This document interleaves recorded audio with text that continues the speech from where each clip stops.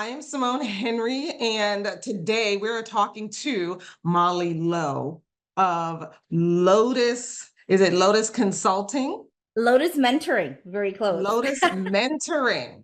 Lotus Mentoring. I met her through a group on Alignable. She was in a group of coaches. I was very impressed with her. And I was like, oh my gosh, I want to be like Mollie when I grow up. She's so cool. And she is even cooler for the fact that she was willing to give me her time and give me some advice on some things. And also now she's here again today to have a conversation with me, and we're going to talk about her marketing and her coaching and what she does. Okay, so meet Mollie Lowe. Hey, Mollie, say hi to all the people. Hello, hello. Hi, as Simone said, my name is Mollie Lowe. I am the CEO and business coach of Lotus Mentoring, and I'm a business coach specifically for career coaches. And so my specialty, my bread and butter, what I always share with Simone is LinkedIn. That is my jam. I am the LinkedIn queen and extraordinaire when it comes to helping you to build that presence online, specifically on LinkedIn. And I really break it down into three pillars, which is lead generation, attraction marketing, and then, of course, empathetic sales. Those are the three things that I specialize in. Oh, that's fantastic.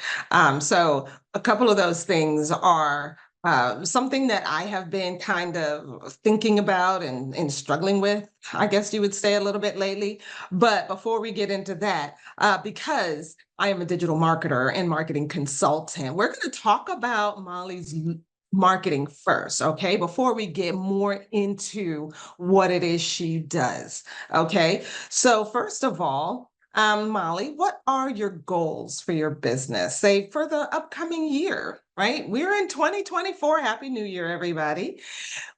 What do you have going on for 2024? Yes, absolutely. I always see it as almost a two-prong approach in how I go about 2024.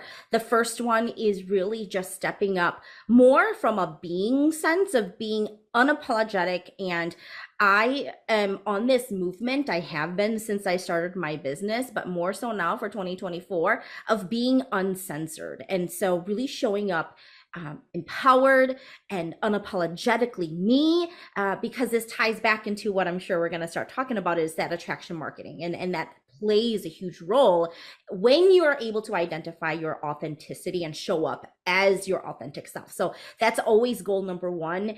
Every year, specifically this year, I went through a lot of change and transformation in 2023 and more clarity on what I want and who I am. And so now 2024 is the year to hit the ground running and to implement all of that. So that's the first goal.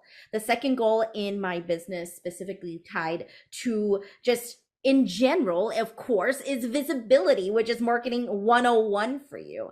And visibility in the sense of increasing the amount of paid speaking engagements that I have going into 2024. 2023 was fantastic. I averaged anywhere between 3 to 6 plus speaking engagements, but out of those engagements, would say about 25 of them were paid, and the other 75% were more in service. So this year, we are looking to increase that visibility and really up the number of paid speaking engagements that I have. So those are my goals. Okay, fantastic, fantastic. So that sounds to me like, because I was gonna ask like what strategy, what marketing strategy you would like to implement next. That is a fantastic marketing strategy, getting out there on stage and speaking. Once you're on stage, people see you as the expert. You don't really have to say a whole lot. You just need to walk out there assured and confident, and you're already the expert. But then when you start talking and you start giving value, now it's even better. It's even better. So getting those paid gigs, that sounds fantastic. Okay, so what would you say is the marketing strategy right now that you're using that works best for you? Absolutely. And I think, absolutely when you think about paid speaking events or just speaking engagements in general, that is absolutely, I mean, when you think about, I just had I went on LinkedIn Live yesterday. I talked about this concept of, as especially women entrepreneurs and business owners, we need to stop hiding behind what our ulterior motive is in business. Like there's almost this unwritten sense of guilt and shame around saying, I want to make a ton of money in my business and I want to be seen and I want to be on top of the world, right?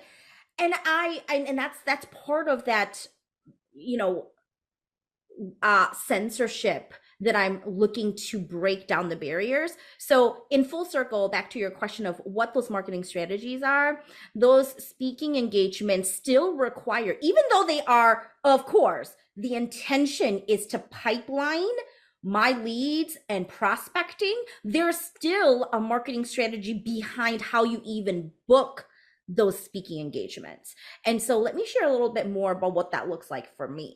Okay. Now, when you think about the marketing strategies of simply getting out there and actually saying, yes, we want Mollie as a speaker, that requires intentionality and that requires the strategy that I know, Simone, you are an expert on, but not everyone else is. So let's just break it down, okay? When you think about visibility, when you think about when you go ahead and you say, hey, raise my hand, I want to be a speaker, I want to talk at your events, it requires your ability to identify your brand and what you're about. Okay. And one of the things that is the hardest for people from their marketing perspective is niching down on a signature topic that they want to be known for. And that to me was one of the biggest hurdles that I had to overcome when I started deciding, I want to be a speaker. I want to start getting paid for it. And I want this as not just an ulterior motive. I want this to truly increase my thought leadership, my visibility, what that means for me, and of course, pipelining my leads. So when it comes down to it, it's very similar to what we all dread, but it's required of identifying who your ideal client is. It's you niching down. So when you think about a marketing strategy for your signature keynote speaking topics, you also need to niche down. You can't go at, I mean, I guess you could. So let's be real here. You could absolutely, as a speaker, throw spaghetti on the wall. You could apply to every single conference you find across all different kinds of sectors, but some are going to stick and most of it won't. If you want to be strategic with your marketing as a speaker, you have to, number one, niche down on what your signature topic is. Number two, the one thing that people don't think about is how you're presenting yourself as a keynote speaker using your speaker kit, your media kit. Are Mhm. you able to give them a sampling of who you are? A lot of the times as a speaker, people want to know, what's your vibe? What's your energy? Are you going to bring the sass? Are you going to bring the energy that we need you to be? Or are you going to be a little bit more monotone? And conferences and summits, especially the leaders and hosts that host these, they're very intentional. Where do we want to slap Mollie? She's going to bring the energy. Let's do it right after lunch when people are probably in a comatose state after having lunch, right? And she's going to bring the energy, right? So, all to say, my marketing strategy for my speaking events boils down to number one, niching down on my signature topic, and number two, understanding what my speaker kit is and how I can use that to portray my style, my vibe, and what it's all about, what's in it for the audience if I was selected to speak there. That was a lot. That is awesome. That is awesome. I think the niching down is hard for so many people because they feel like they're leaving so many people out that they could help. And I think for me, like when I started, I decided to niche to coaches. And now I'm thinking, oh, do I need to niche even further down? Like, do I need to look at just business coaches? Somebody told me to look at the people that you actually like, the people you like to spend time with. And to be honest, I love entrepreneurs. I love spending time with entrepreneurs, people who are on the same path, people who are on this journey of discovery and being who who God calls them to be, and um, that journey of personal growth, including including business and making money and making a profit, right? So yeah, that's a hard thing for a lot of people. But you do remind me of this lady I saw on stage once. Her name is Eileen Wilder, and she teaches, you know, your signature talk. And you know, it makes a lot of sense, because if you have a signature talk, then you can show up anywhere and crush it, because this is something you do. This is, and it's a topic you know backwards and forwards, and you're not going to mess it up trying to, oh, let me add this, let me do this, and let me pull this in, and let me talk about that thing and talk about the other thing. And, you know, and next thing you know, people are like, well, who are you really? Exactly. Yes. And that's just it is I always love I actually met somebody through a networking event, so credit to her. She actually said something about niching down that really stuck with me, and she said when you niche down, it's not you being a filter, you're actually being a magnet. It's you, Yeah. right, attracting the people. It's not you intentionally isolating. So I just wanted to add that little piece on the niching piece. But absolutely, when it comes to your keynote and your signature topic, when you go out there and you use your voice to tell your story or to teach or to inspire or to motivate, people will know you for that said thing. So make sure that that said thing is what you want to be known as, right? And so if someone comes and says, oh yeah, I'm at so and so conference, my name tied to my topic that I'm going to be speaking on should be in full alignment with my brand, and more importantly, my offer, my services, how I help people. Yes, awesome. Perfect tie-in. I love that. I love that. Perfect tie-in. Tie the signature talk in with your story, with your branding, with your offer. That makes so much sense. That's awesome. Um, okay, and I will keep that advice for myself as well when I finally decide what my signature talk is going to be. I got you Because, covered. When you're there and you need help, just nudge, just nudge. oh, will do. Absolutely. Um, okay, so here is a question that came to mind when you talked about your goal is to get more paid speaking gigs. Have you thought about doing your own events and creating the stage for yourself? So yes, yes, yes, yes. So here's the one thing that I believe, especially if you have that desire and the passion, and quite frankly, if speaking energizes you, which it does for me, I host my own workshops on a monthly basis. That is, you have to understand that you got to be a speaker on your own platform before you even start and be a speaker on somebody else's platform. You have to start there. And quite frankly, when you do that, it helps you to build the confidence. It gives you the speaking skill and your style that you have, that you can then bring to somebody else's platform. And so it gives you, just like we said, practice, right? And that time to showcase your knowledge and your expertise. So yes. And one of the things that people have been nudging me about is me hosting my own workshops, or I should say summits, Yeah. mini summits, right, where I can bring all of my favorite people to talk about specific topics. So it's funny because that is in the works, but we haven't really gotten down to the timing yet. I want to make sure that I'm being intentional about who I want, what I want out of this. And of course, at the end of the day, it's only going to be advantageous if it's beneficial for all parties involved. So we are right in the planning mode of that. So the short answer, yes. Yes, I have. Absolutely. Great suggestion. Oh, fantastic. Fantastic. Okay, so let's talk more about you, and if we make this like a speed round, we can. Um this is my first time doing this. So we're kind of gonna wing it a little bit, but we'll talk. Let's see. So, um, Molly Lowe of Lotus Mentoring. How did you get started? Yes. So I am going to speed through my life in like 15 seconds here for you. So, first generation born American to immigrant parents, very stereotypical Asian American parents who believed in academic excellence first and foremost. I grew up in a home in which you only had two career choices, either to be a doctor or a lawyer. I am neither. Clearly, y'all. I'm the CEO, even better. But with that background, my childhood was based on the drive for excellence.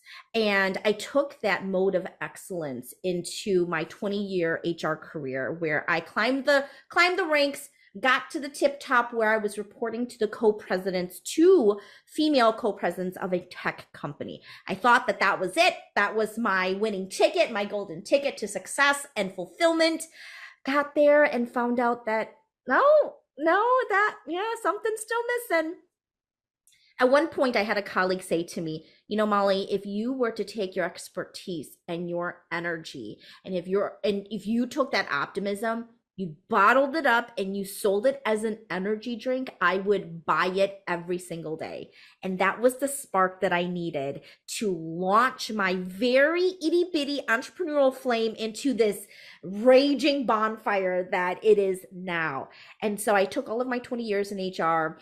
I started as a career coach and did really well. And then all of a sudden, other career coaches, other online entrepreneurs in the service-based field started nudging me, asking how I could help them to accelerate their business. And so now, former career coach turned business coach for career coaches. That is the story of Lotus Mentoring in a very short and sweet nutshell. That's fantastic. So it sounds like pretty quickly you became known for a particular thing, and people reached out and said, "Hey, you have been successful in building your career coaching business. How can you help me build my career coaching business?" And your coaching business has elevated and it's been born. That's awesome.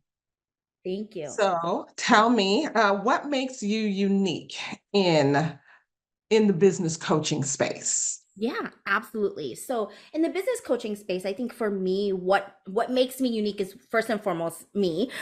It's going to be very rare that you're going to come across somebody like me. Just in general, just from again tying this back to my goal of being authentically me, unapologetically me. That's the thing is when you think about business coaches, I actually love that when you think about supply and demand, and you think about if you are offering something of service that nobody needs, okay, you're gonna start scratching your head like, is there really a demand for this? And so I always see my fellow business coaches as people who unify and help lift each of us up. I don't believe that competition and collaboration can coexist. And so what makes me different and unique, not better, but different, is that I focus primarily on LinkedIn. That is what I used for 20 years in my HR career. I started my HR career in LinkedIn. I understand as a TA leader, somebody in HR and really talent acquisition, talent management is the sales component of LinkedIn, even as an HR professional. And so being able to apply what I've learned and almost paid my dues in corporate too and just simply pivot and shift that into business is what gives me that really unique insight. I understand sales navigator, I understand recruiter, LinkedIn recruiter, whereas other business coaches respectfully may not have had the exposure of that of 20 years of understanding what sales nav is versus LinkedIn recruiter light premium, right? And so I get to be able to pull from all of those experiences and be able to use my own journey of how I've been able as a TA leader to extract my strategies to help find top talent in organizations to now using LinkedIn to attract and find ideal clients, which is really essentially two in the same. That's fantastic. Okay. So now tell me, what is it that you like best about what you do? Oh my gosh, it's so hard to nail it down to one, but I think the one thing that I love most about what I do is first and foremost time freedom. One of the motivators to why I decided to walk away and make the brave decision to leave my corporate career and do this full time is the ability to spend my time how I want, with who I want, where I want. And so that has got to be the most fulfilling component of why I do what I do, because not only do I do it for me but also my family. I get to mirror this for my clients to say, like, guess what? Being selfish about your time, there's nothing wrong with that. And if I have to be the role model to show you what that looks like, let me be your girl. Watch me help you to do the same thing if that's what you want. That's awesome. What do you like least about what you do? Mm. So because I'm such a type A individual, and because I grew up, as I shared in my childhood, being somebody who aims for excellence, I'm not a perfectionist, but I aim for excellence. So I'm very much an overachiever. One thing that I struggle with, and I still struggle with to this day, is knowing that more is not always more when you are an entrepreneur. You got to learn how to be efficient. I mean, Simone, you and I were just having this conversation about the difference between two specific platforms and tools, right?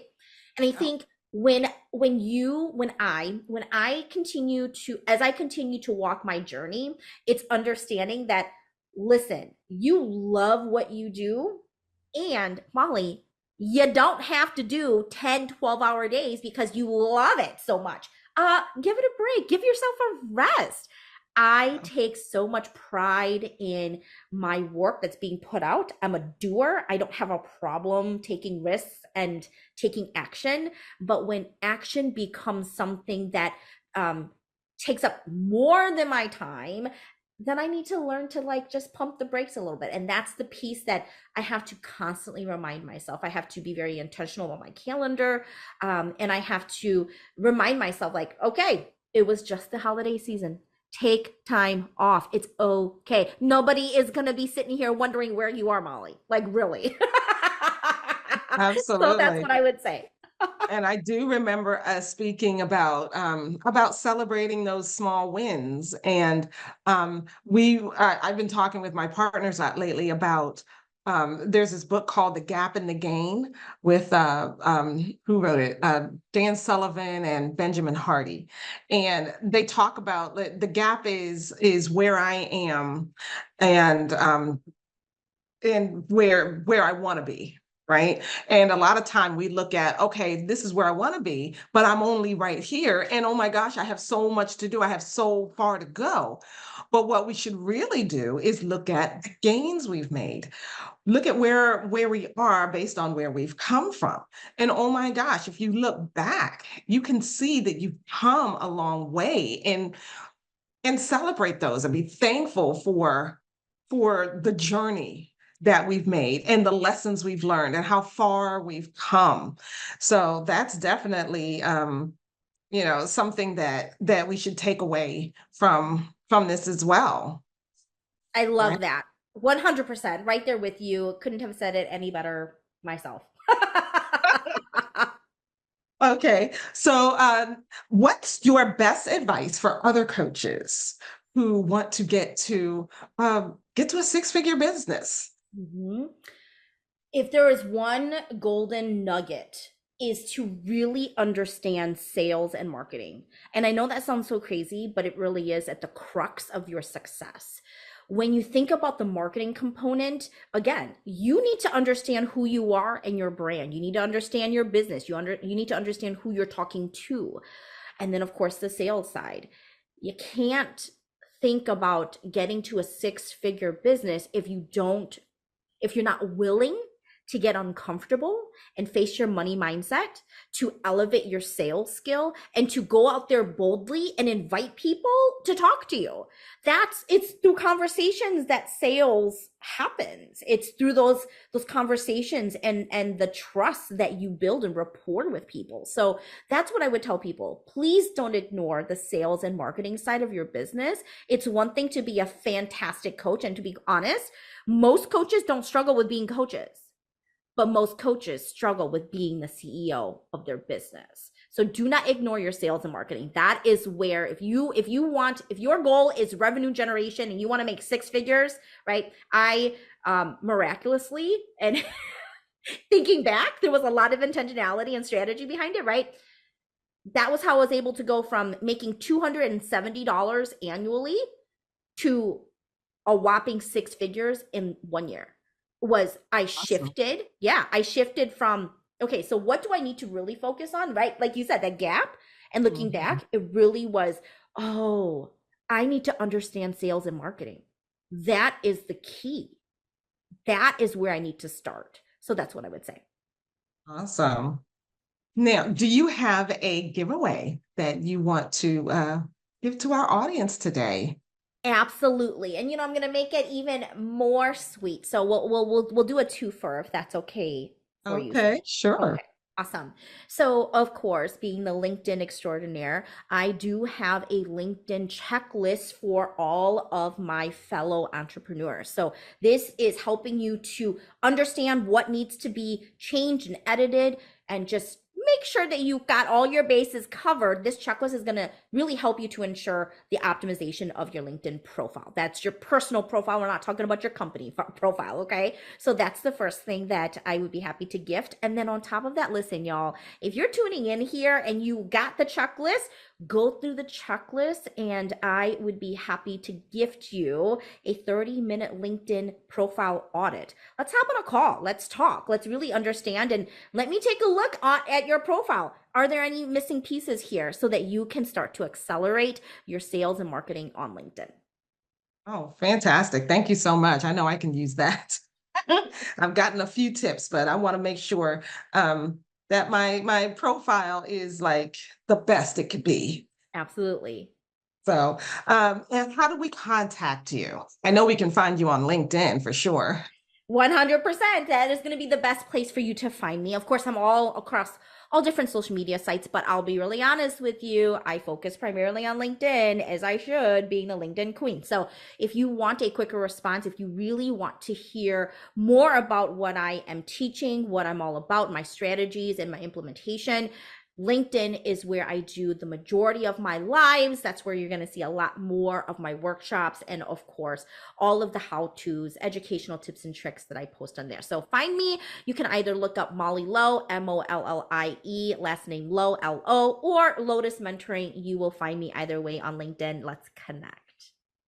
Fantastic. Thank you so much, Molly, for being my guest on my YouTube channel. Thank you for having me. I'm so excited. This has been so fun. And I know you mentioned this is your first, but if you wouldn't have said that, I wouldn't have never known. So you did a great job. Thank you. Thank you. Thank you. Thank you for watching my video. If this content has helped you in any way, help me to share this with others by subscribing to this channel. And please click the notification bell so you don't miss anything. Also, like the video and don't forget to comment below your biggest takeaway so that we can share it with others. Thank you for watching, and I'll see you next time.